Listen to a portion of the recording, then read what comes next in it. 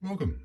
Today we're looking at a lock that I'd actually never seen before until a couple of them, or in fact a pair of them, popped up for sale. It's a Concept Plus.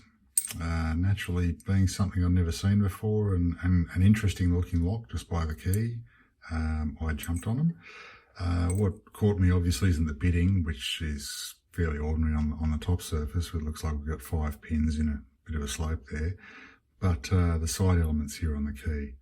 Now, in many cases, when you see a key with that type of element on the side, they're just passive pins and they're used for key control. So in terms of picking them, as long as you don't accidentally pick one of those and hold it into or outside of the core, it's really not going to affect you.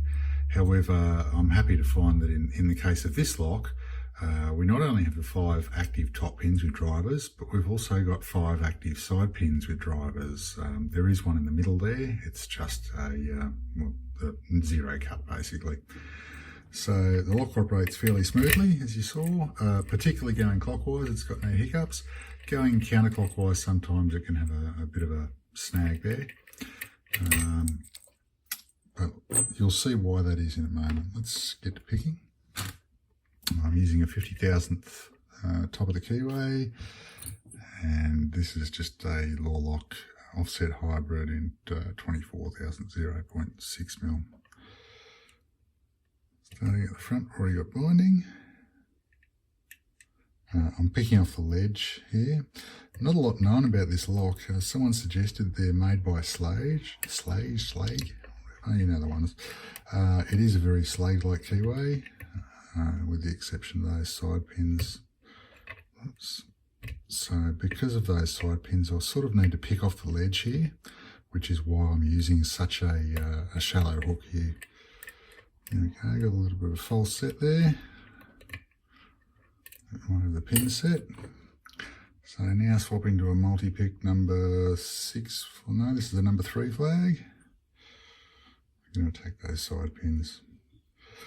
So if I were to attack the top pins from the side here, I'd end up oversetting these side pins. And obviously trying to set the side pins from the top. A little bit of movement there off 3.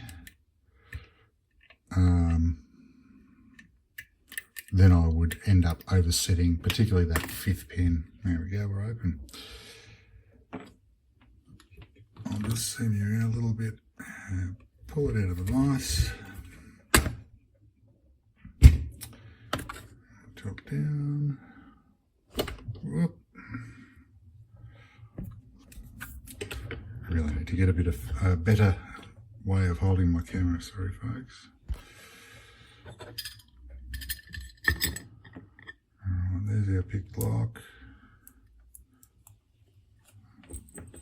Turn it back with a turner. There we go, it's stuck now. I understand why, you'll understand in a minute. The pins are actually offset, which is one handy thing. What I'm going to do is start by gutting this. These are grubbed with handily. So I'll start by gutting the main stacks from the top. I'll just dump them out and arrange them for the sake of brevity.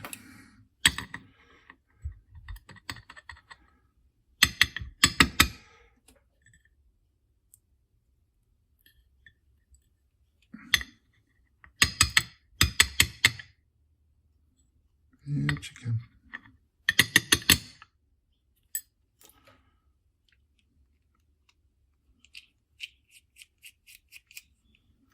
The reason I'm doing it this way is because we do have 2 active stacks, and even though they're staggered, so you can sort of pull one driver out at a time, that sort of thing, decent chance of breaking it, so there's lots of things to get caught on.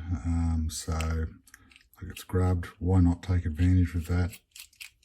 Gut it, the top stacks from the top, and then we can get the side stacks with the follower. There is actually access to the side perhaps, or I don't know whether that's removable or not, but I don't really want to try and take it off.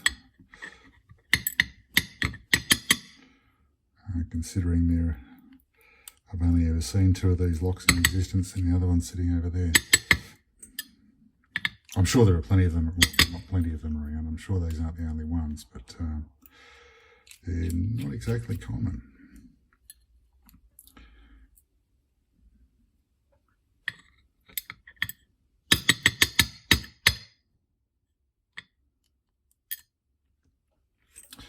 Right, I'll just quickly arrange these pins.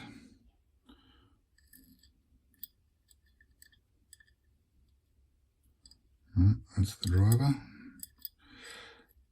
Oh, sorry, that's the key pin. And we've got a steel key pin there, slightly magnetic. All the drivers are exactly the same length, which is somewhat disappointing. And they are all standard.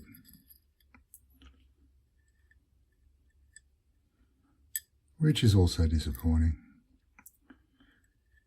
But it is what it is.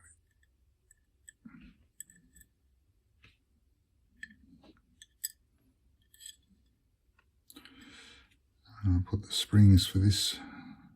In fact, I will put them above, so well, I'm not going to mix up the stacks. I'll leave one there anyway for comparison, because the springs for the other side, I'm going to have to change bits, are considerably smaller. Why would you use a flathead screwdriver? Sorry, a flathead screw. I mean, obviously I have to use a flathead screwdriver, because if you use these screws, I can never stay on them.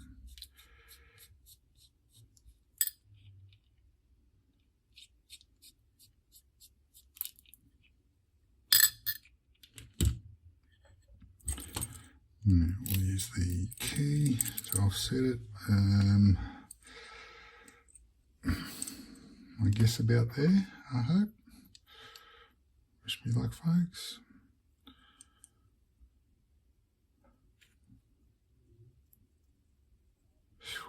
Okay.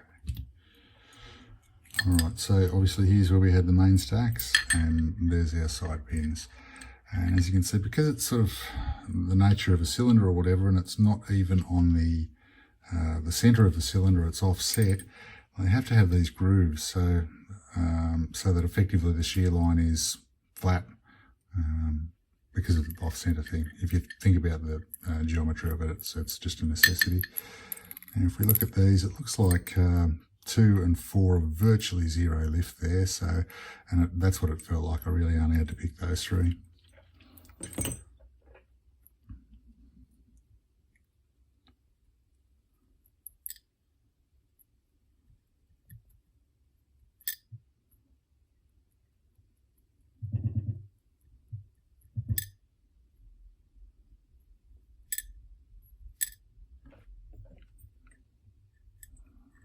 And these are pretty much key pins as well.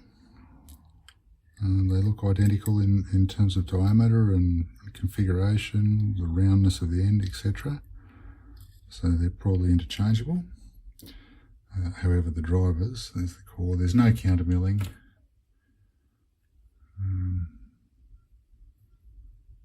Just that flatness there because of the off-center nature of these pins. Put the core there.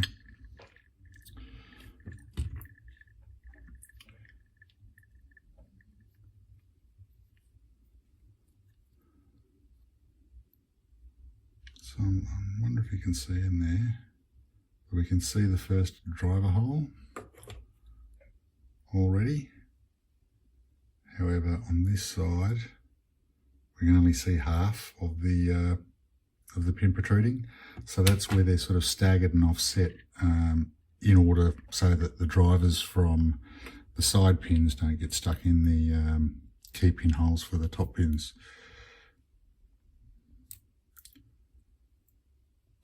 So here's one of the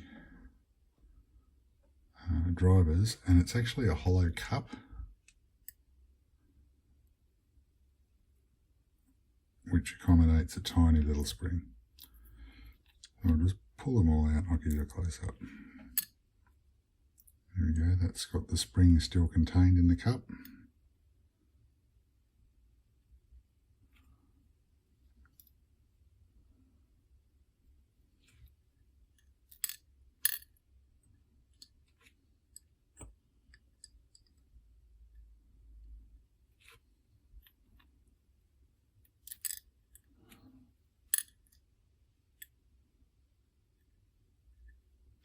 In fact, I'll leave that up so you can see the cup.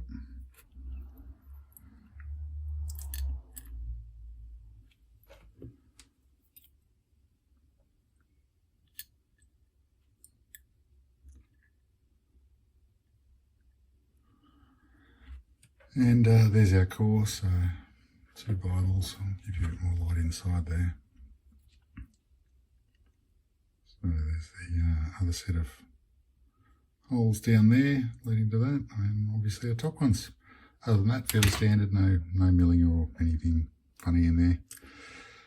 All right, I'll bring you in for, in fact, I can probably just close up where we are. Your key as well.